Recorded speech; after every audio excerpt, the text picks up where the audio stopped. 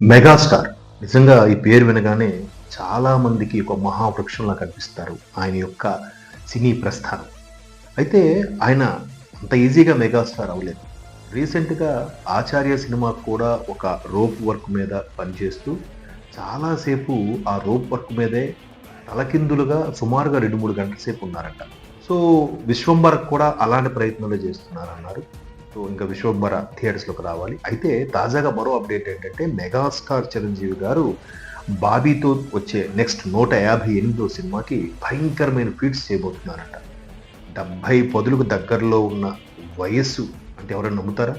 అటువంటి మెగాస్టార్ ఇటువంటి ఫీట్స్ అది కూడా ఫైట్ మాస్టర్‌లో 'రామ్ లక్ష్మణ్' వాళ్ళు డిజైన్ చేసిన ఫైట్స్ ఎక్స్ట్రార్డినరీగా ఉండబోతున్నాయట. అది సినిమాకి అవే హైలైట్ కాబోతున్నాయని టాక్. ఎందుకంటే ఇంతవరకు మెగాస్టార్ ఫైట్స్, ఫీట్స్, డాన్స్‌లే చూసారు.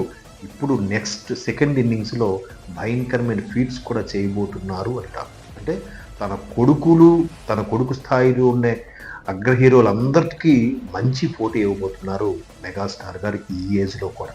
నిజంగా నాకెందుకులే అని ఊరుకోవచ్చు కదా! లేదా అఫీషియల్‌గా డిగ్నిఫైడ్‌గా ఉండేవి లేదా ఒక అమితాబ్ గారో లేదా రజనీకాంత్ గారిలాగా స్టైలిష్‌గా చేసే పాత్రలు చేసుకోకుండా కుర్ర హీరోలతో పోటీ పడి చేస్తున్నారంటే అందుకే ఆయన మెగాస్టార్ అయ్యారేమో!